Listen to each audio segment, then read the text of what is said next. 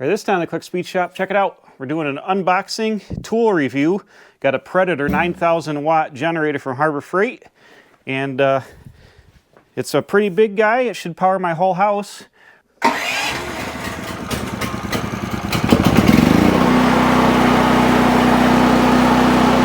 This is the Harbor Freight 9,000 watt Predator generator. And right now I think they're running about $800 on sale. I bought this, believe it or not, last year. They had an end of year sale. I got it for $650, I think, something like that. I had to drive quite a ways to get it. But I got it here, and I've got a power shutdown coming up with the power company. So we're going to unbox this thing, get it assembled, get it running, so I'm ready to go in case they shut the power off tomorrow. It's quite heavy. I've got it on this dolly that makes it easy to move around. I bought this, just the generator without the wheel kit. They make a handle and wheel kit you could buy separately. I'm going to mount it on its own dolly for my use and also use it to move it around in my tractor. So I didn't spend the extra money on the wheel and dolly and handle kit, but that is available from Harbor Freight. So let's go ahead and unbox her. It's right here in the box, a generator. Look at this. So first thing, we got our instructions with high altitude jet kit. So you can rejet the carburetor for if you live in like Denver, Colorado, I guess. You can rejet the carburetor. And I'm probably going to have to disassemble the box to get this off here because it's so heavy, but it's a gasoline generator. Boom, check that out. Comes with a bag of really cheap metric wrenches and stuff to put it together. Let me go ahead and get this box demoed out of the way, and then we'll uncover this guy, see if we got to put oil in it, which I'm sure we probably do, and we'll take a closer look. Okay, let's take an up close look here. We've got the front of the generator here. Here's your back of your engine. Here's the wire for the battery goes here, like a little lawn tractor style battery. We've got our oil fill port here. Like I said, I don't have a lawn tractor battery, but we'll start it with a regular size battery. You got your outlets. You got GFCI outlets here, 220 amp GFCI outlets. And for if you want to back up the whole house in 240, you got a 4-plug. I believe it's a 14L plug or 14R. It would take a 14L male plug to plug in there. 4 wires, so you could run your 240 panel for your house, or if you want to do 120 AC, probably to like a RV or whatever, you'd have a 3-plug there. Circuit breakers for the 120, 240, 30 amp here. And you also have a 12-volt plug if you want to put like a cigarette style receptacle in there. And your start switch down is off, middle is pull it with the pull cord, and up all the way you hold it momentary would be to start it with the electric start. Top of the tank here, we got our gasoline. It says 10% ethanol blend okay. I'm going to put non-ethanol gasoline in this, 90 octane. I don't put ethanol gas in any of my small engines or any of my old cars. I always run straight gasoline. That way you don't have any moisture and rust issues. You don't have any rubber getting eaten by the ethanol. You got your fuel gauge here, which will show when it puts fuel gauge in it. We need to add some 1030 because it doesn't have oil in it currently.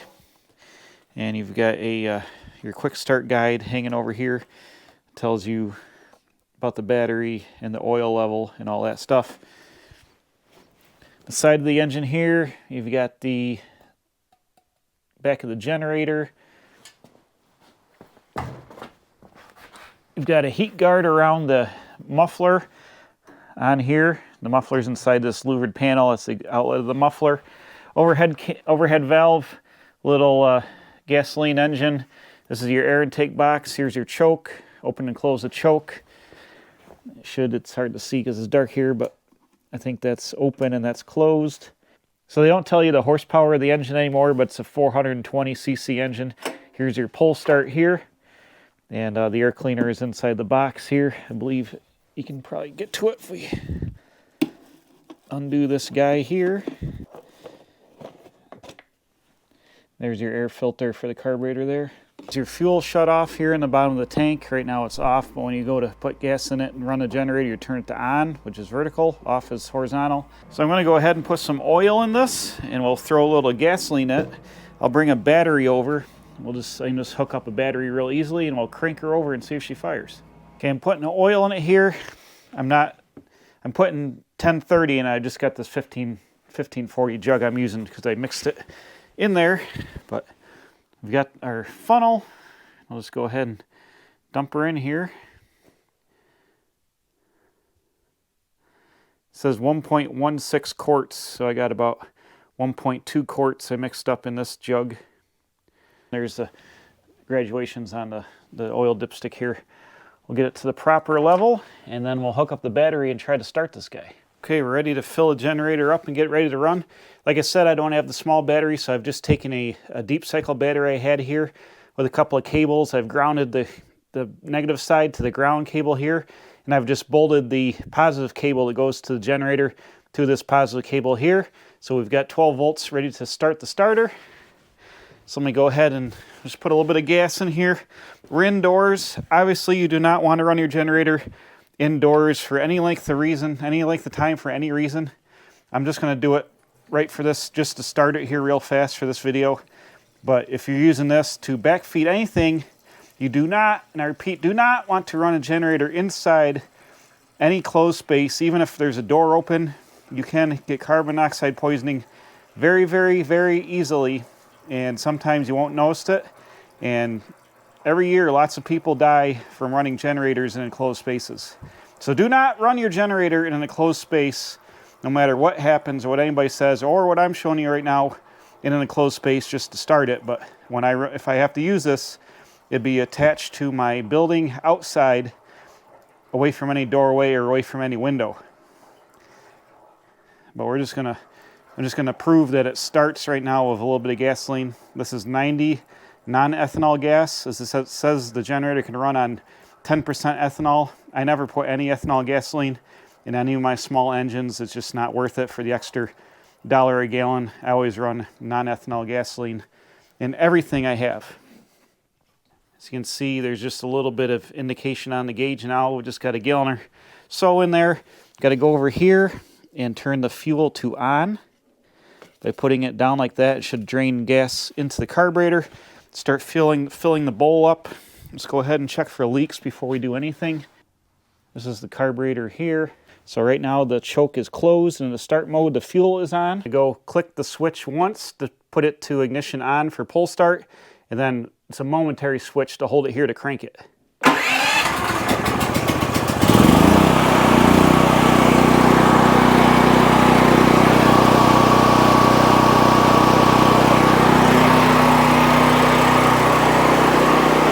It's just that easy.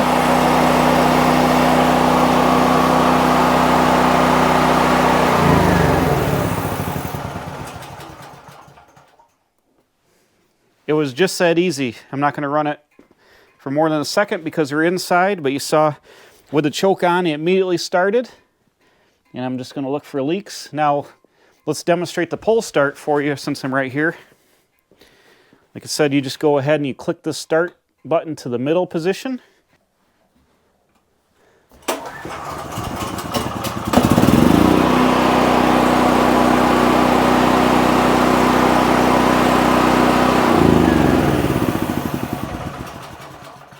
So it appears to be running okay. Like I said, before you plug anything in, this should be outside. Obviously, we're in the garage. We're going to move it outside. I need to make up a ground wire, and then we'll plug something into one of these 120 volt outlets, and we'll try a electric grinder or whatever. Okay, I brought the generator outside here. I've made a ground rod. I've got this piece of, I think it's 1/2-inch stainless steel line with a pretty heavy copper line bolted to the ground terminal. We got two things plugged into the 110 outlets. They're off right now. So let's go ahead and I'm going to pull start it because I didn't bring the battery out here. Clicker once.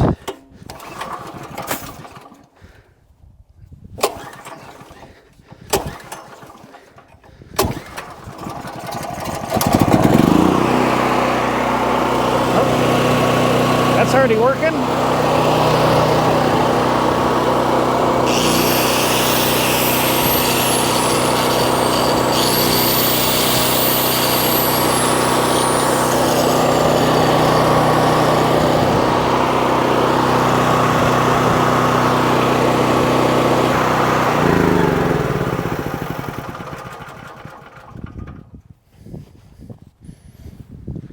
That's all she wrote there.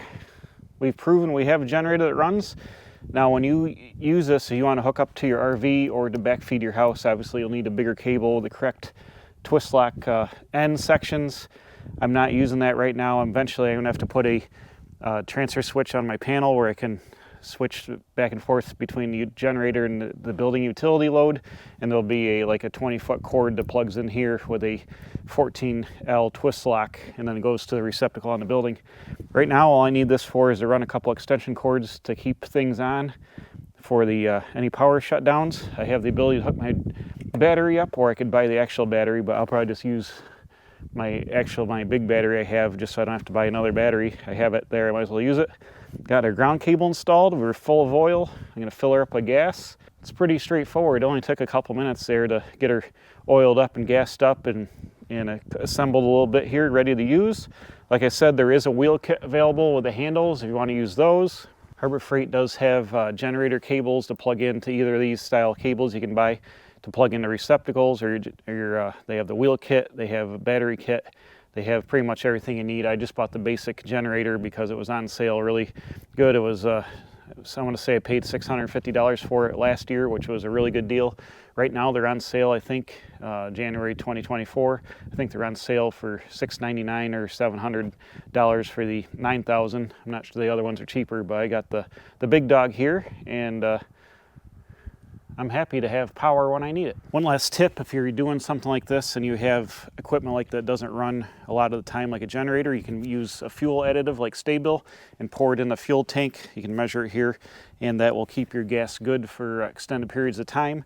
Like I said, I always use non-ethanol gas in these, 90 octane non-ethanol. It says you can use ethanol, but I don't trust that because the ethanol will eat the carburetor seals and stuff like that. It's just cheap insurance in the long run to run non-ethanol 90 octane fuel for it. Put Sta-Bil in it for storage, and keep it out of the elements. Obviously always run your ground cable so the unit is grounded properly to use the GFCI outlets, and you should be able to get your power on with your Predator generator from Harbor Freight. So thanks for watching this little unboxing and assembly video. Hopefully if you buy one you can do it yourself too, and have power when you need it, because there's nothing worse than being stuck without power in a storm, or sump pumps or well pumps or heaters or anything like that. Thanks for watching. I got to get back to work in the garage. Hopefully I won't need this tomorrow, but we'll see, and if I do, I know it's ready to roll. Thanks for watching. Don't forget to subscribe, leave a comment, go buy yourself a generator if you need one. Don't be caught without power, and we'll see you again. Bam, right here, backed up with all kinds of electricity here at the Quick Speed Shop.